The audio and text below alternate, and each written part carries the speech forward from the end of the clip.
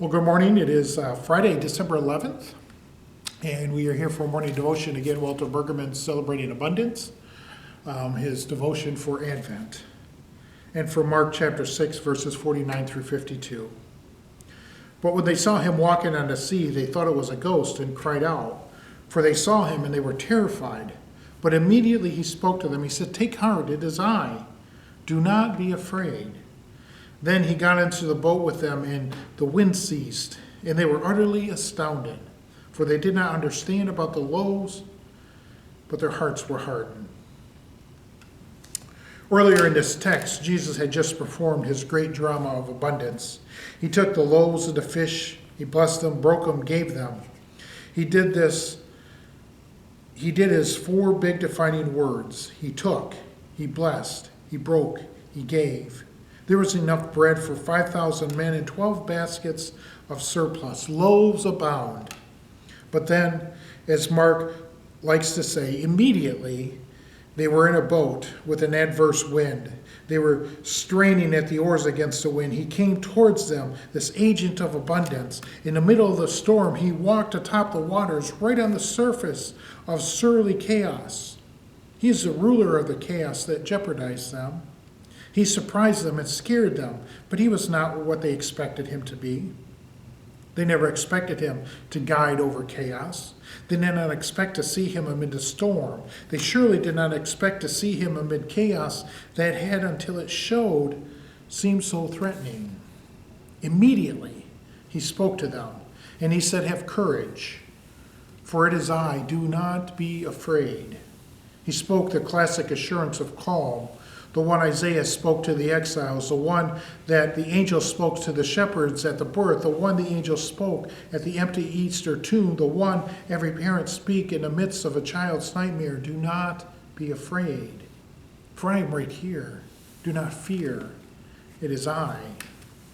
In the midst of the storm, I who tamed hunger can manage chaos. Mark added a verse to explain why the disciples were so terrified. They lacked confidence in him, and why they lacked categories through which to discern the transformative power. They could not understand about the loaves, 12 baskets surplus wrought out of 5 loaves and a few fish. They could not understand that the Lord of abundance had changed everything. They could not understand because their hearts were hard or dull or obtuse or blind. They were not about to engage in the new reality in front of them. Well, here's the news. God's Spirit is at work on heart transplants. God's Spirit is at work on you and me, of all of us, in many ways reliving us, our old hearts that have become too hard to function properly.